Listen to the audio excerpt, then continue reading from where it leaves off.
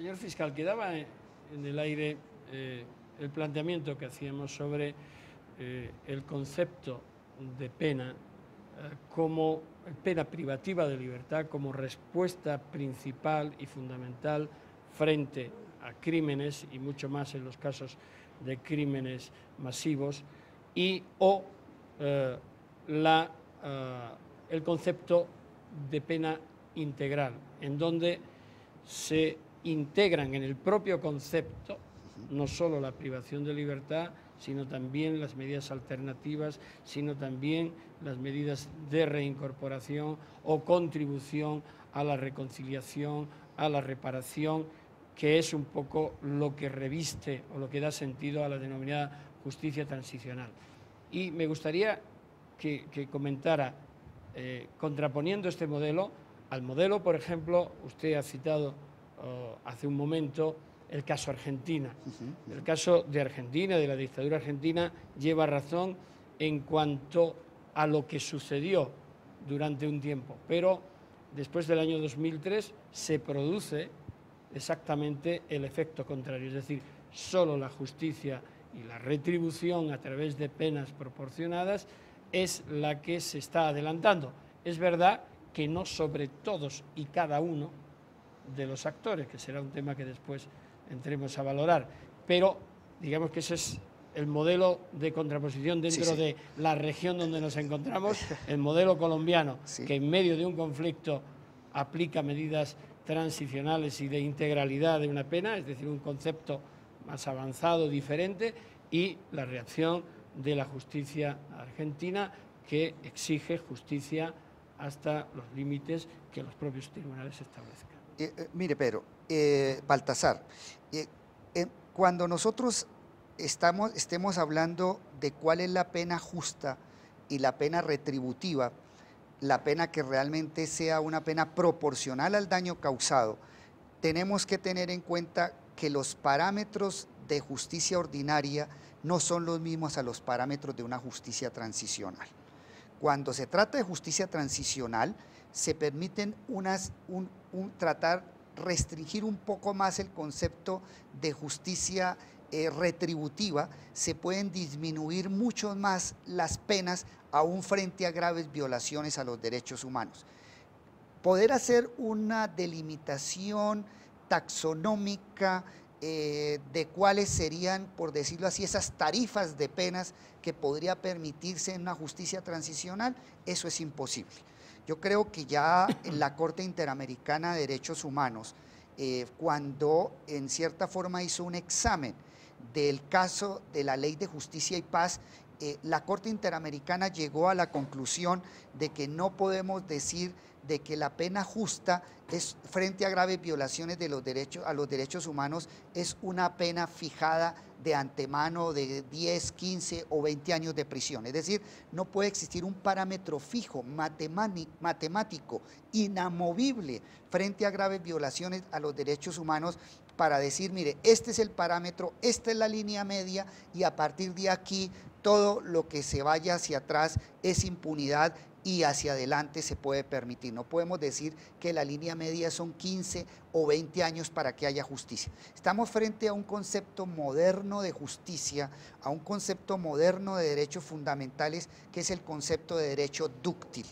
Y esto implica que de acuerdo a las necesidades de paz, que si los logros de la paz, los beneficios para el país van a ser muy altos en términos de consecución de la paz y por lo tanto de protección a los derechos humanos, más se pueden restringir, delimitar e inclusive sustituir las penas privativas de la libertad. No se le está pidiendo nuevamente a las víctimas que sean víctimas de nuevo, es decir, que ya se les reduce incluso el derecho a la justicia reconocido en estándares internacionales. Es decir, puede percibirse ese fenómeno, ese concepto de derecho dúctil en aras a una paz, a una conciliación nacional, como una derrota de las víctimas que al final pierden o ven destruidas sus expectativas, al menos de que quienes han cometido graves violaciones de derechos humanos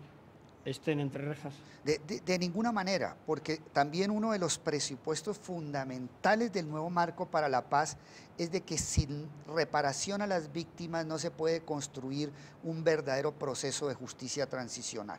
Puede existir restricciones y sustituciones de penas privativas de la libertad, pero siempre la base, el eje central es el papel protagónico de las víctimas en el sentido de que tienen derecho a la verdad, que tienen derecho a la reparación, de que el proceso no se puede construir sin su participación, que realmente quien le va a dar la gran legitimidad a este proceso es la participación de las víctimas. O sea, considera fundamental la participación de las víctimas y de la sociedad civil en un proceso de paz, en este proceso de paz. Es indispensable, es el eje central. Sin ese eje, sin esa base, sería ilegítimo el proceso de paz. Y aprovecho para contestar antes de seguir con Pedro, contestar la pregunta frente a la diferencia entre el modelo colombiano con el modelo que tomó Argentina cuando superó la dictadura militar.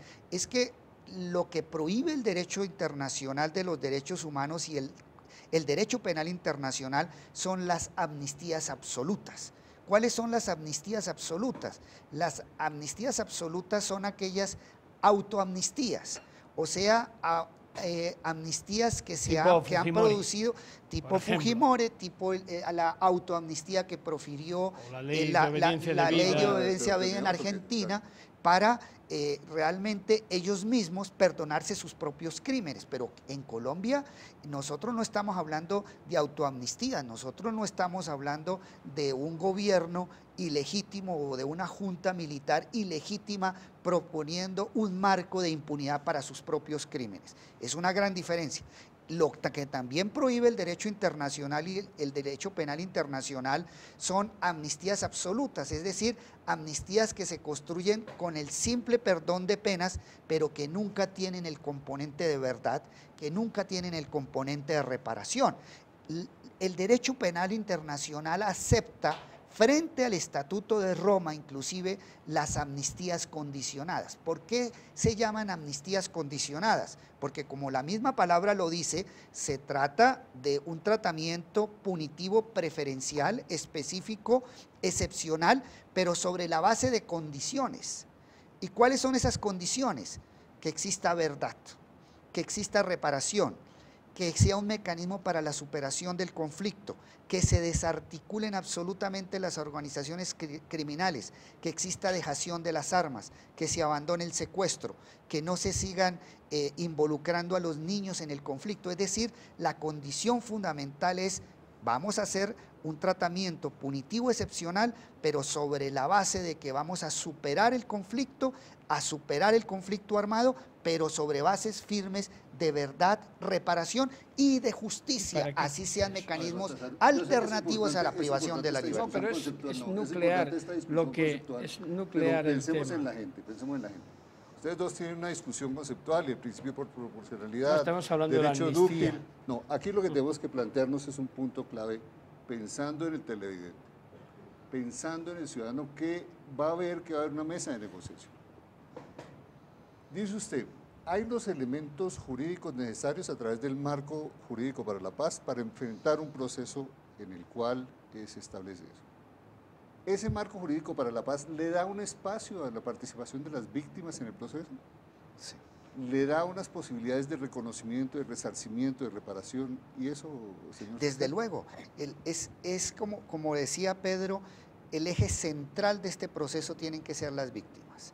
Y ese proceso significa que hay unos elementos indispensables, unos presupuestos que siempre tienen que cumplirse en este marco de justicia transicional. ¿Cuáles? De que tiene que existir mecanismos de reconstrucción histórica de la verdad. Eso implica que esos mecanismos de reconstrucción histórica de la verdad pueden hacerse o dentro del proceso penal o a través de mecanismos extrajudiciales como las comisiones de la verdad. Si uno mira, por ejemplo, Pedro, Baltasar, el proceso de paz en Sudáfrica, estuvo básicamente construido sobre el pilar de comisiones de la verdad, comisiones institucionales, donde de forma sincera, de forma franca ante el país, los victimarios reconocieron sus hechos ante las víctimas, pidieron perdón, se desarmaron los espíritus. Ese es un elemento fundamental.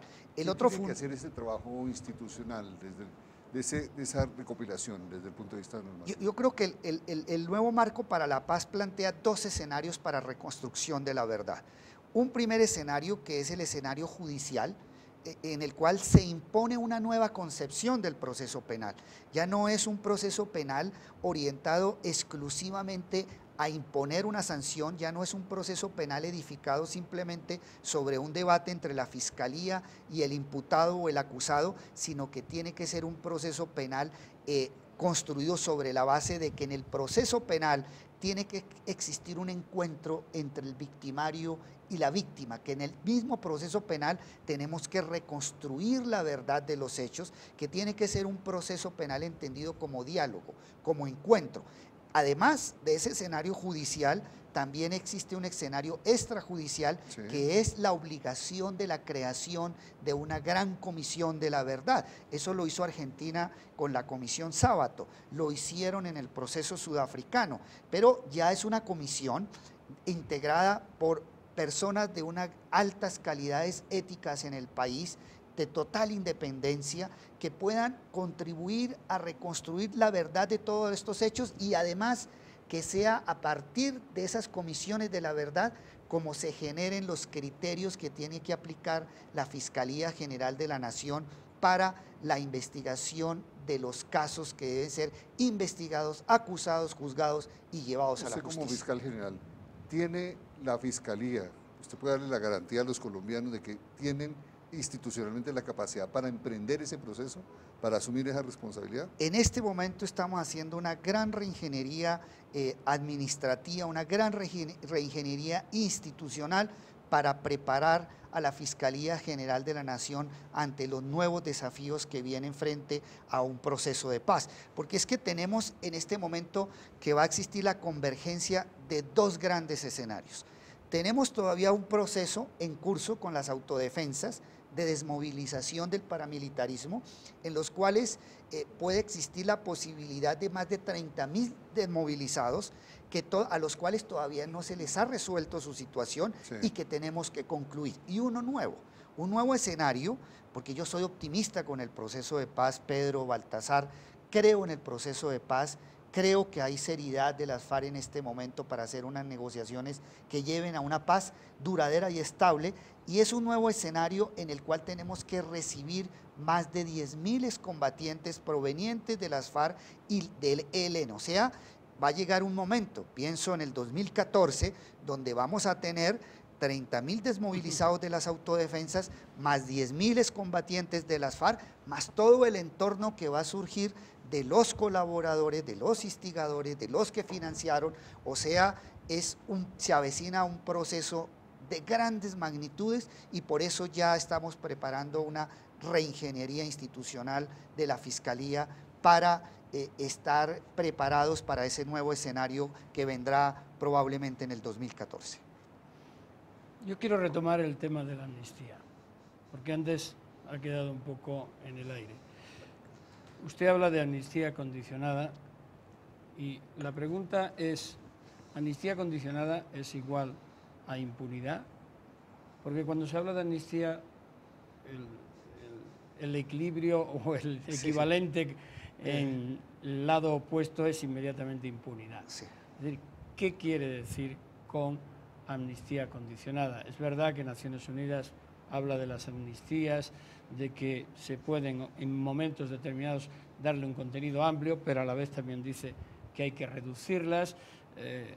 Tribunales internacionales se han pronunciado, la Corte Interamericana de Derechos Humanos. Es decir, ¿cuál es el límite? ¿Qué significa una amnistía condicionada para excluir el fantasma de la impunidad? Mire, antiguamente se entendió el concepto de amnistía como equivalente a impunidad, porque se entendía que amnistía era exoneración de responsabilidad penal, pero estábamos estamos hablando de décadas atrás, estamos hablando de un concepto que tal vez surge en el siglo XIX, muy ligado al concepto de delito político, muy ligado a un concepto propio de la época del siglo XIX, de los primeros 50 años del siglo XX, de un concepto de justicia ligado exclusivamente a retribución.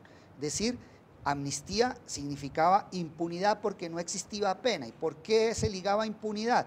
Porque el único concepto de justicia que se entendía era el de una pena privativa de la libertad proporcional al daño causado.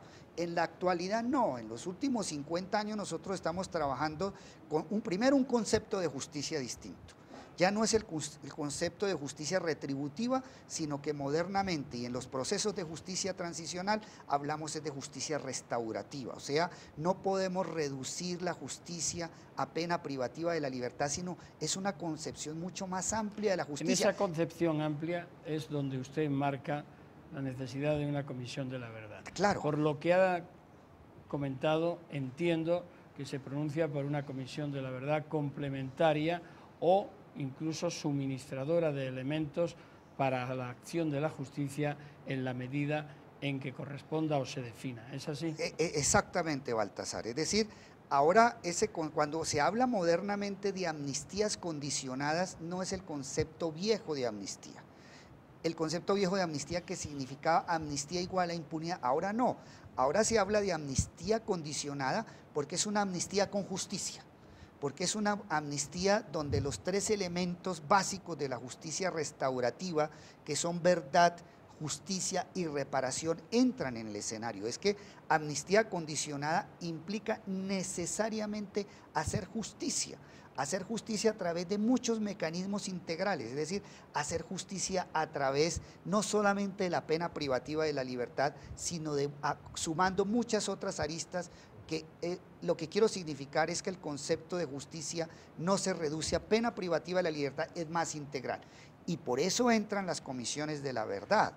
Usted ha dicho, señor fiscal, en muchas ocasiones, y de hecho la Fiscalía está trabajando en esa línea, y se deduce de lo que está comentando en esta noche acerca del volumen masivo de personas que van a fluir una vez que el proceso continúe, etcétera, que hay que utilizar criterios de priorización y selección. Es decir, en palabras sencillas, para que todos y todas lo entiendan, ¿qué es la priorización a la que alude y qué es una selección?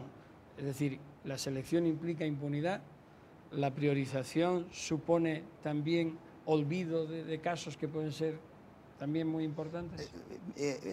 Baltasar, ni la priorización ni la selectividad implican impunidad.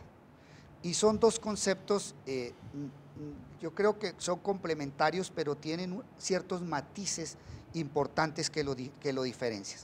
Cuando hablamos de priorización, estamos partiendo de la base de que filosóficamente se parte del punto de vista de que hay que investigar absolutamente todos los delitos que se hayan cometido durante el conflicto armado. O sea, la palabra priorización parte del presupuesto de que hay que investigar todos los delitos y todos los autores. Solo que al priorizar se va a establecer un cierto orden, una cierta razonabilidad en cómo empezar las investigaciones. Es decir, cuando se habla de criterios de priorización, se parte del punto de vista de que hay que investigar los más de 300.000 hechos cometidos dentro del conflicto, que hay que investigarlos en el escenario de un proceso penal, solo que tendrá que hacerse en un orden. Por ejemplo, empezando por los casos más emblemáticos, empezando por los máximos responsables, empezando por los casos que más probabilidad tengan de éxito al momento de llevarlo al juicio oral. Es decir, hay muchos criterios razonables que ha venido dando la justicia internacional. Mientras que el concepto de selectividad es distinto. El concepto de selectividad parte del punto de vista de que la investigación penal tiene que centrarse en los máximos responsables. Es decir, hay que determinar quiénes son los máximos responsables de las graves violaciones a los derechos humanos y una vez determinados ¿Cuál es el criterio de máximos responsables? La investigación penal se enfoca básicamente sobre los máximos responsables. ¿Y qué sucede con la base? O sea, ¿qué sucede con los que no son máximos responsables? Por decir, el combatiente raso de la guerrilla.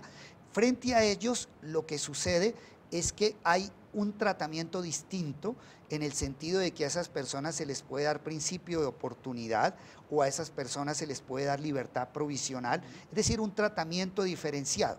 Pero debemos tener en cuenta... También el mecanismo de la ley 1424 a través de sí, una especie de comisión de hecho, ¿no? También, pero sobre una base de que así la investigación se centre en los máximos responsables y se les dé principio de oportunidad a la base, a los combatientes rasos, los presupuestos de verdad y reparación son los mismos.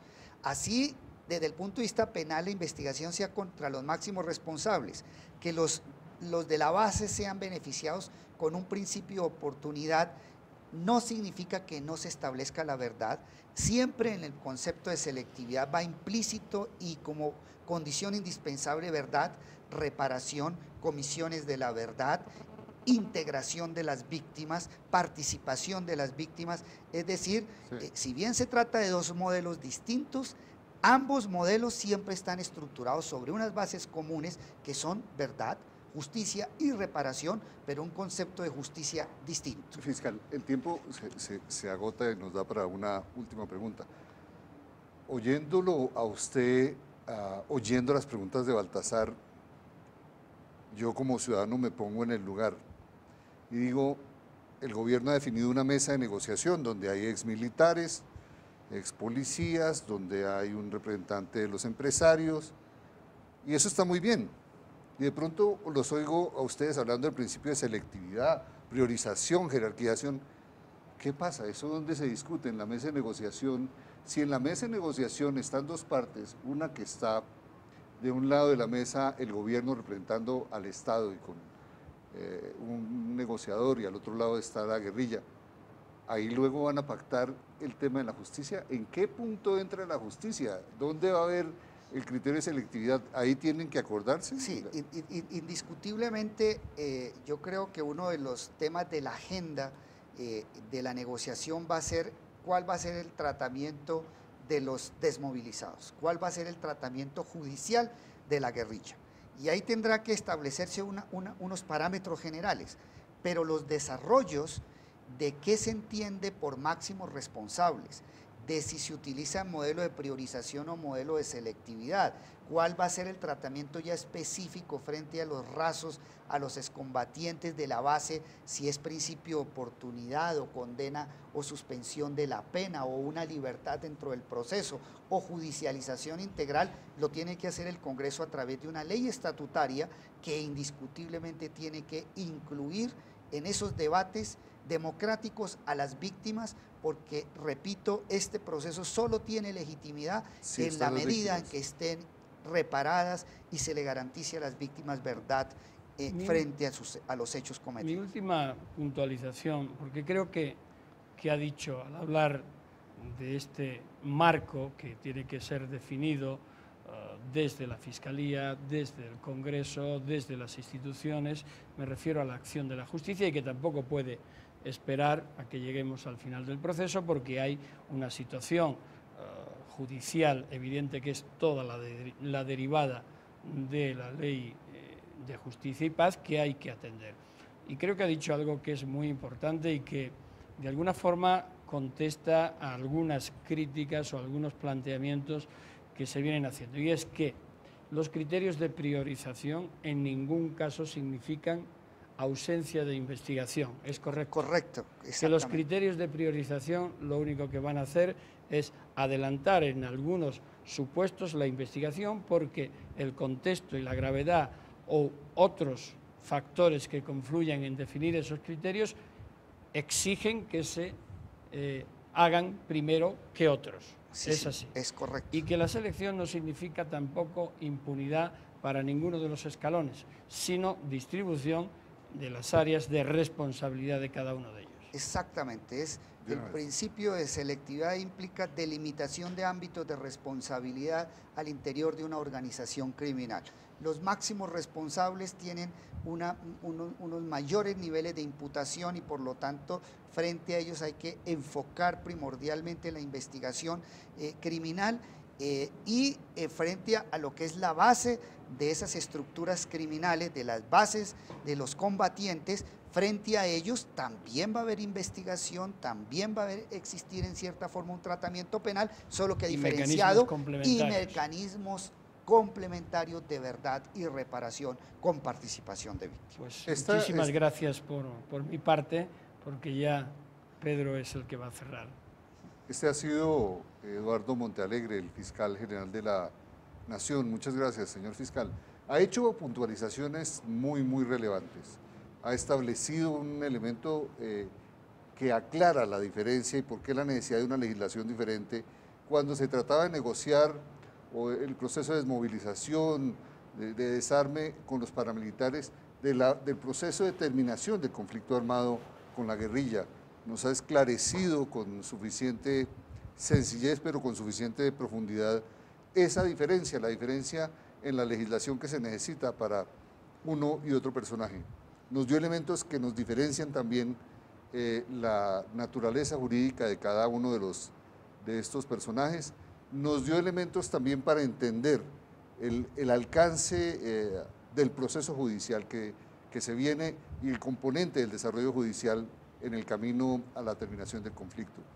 Y planteó una cosa muy importante, y es que si bien hay necesidad de verdad judicial, que es la que tiene que esclarecer y que tiene que llegar allá a la fiscalía y en un proceso de acercamiento entre víctima y victimario en un enfoque nuevo, también se necesita una verdad social, se necesita una comisión de la verdad que contribuya al cierre de este proceso. Y ese es un aporte que es muy importante y ese es un aporte que deja aquí en la mesa, en Hablemos sobre la paz y los derechos humanos en Colombia, nuestro invitado de hoy, el fiscal general de la Nación, Eduardo Montealegre. Les agradezco que nos hayan acompañado en esta hora de conversación con el fiscal. Gracias a Baltasar, a usted, fiscal general, muchas gracias. Y los invitamos para la próxima emisión, el miércoles, donde tendremos otra persona, otro invitado relevante, otro actor importante para hablarnos de paz y derechos humanos en Colombia. Buenas noches a todas y a todos.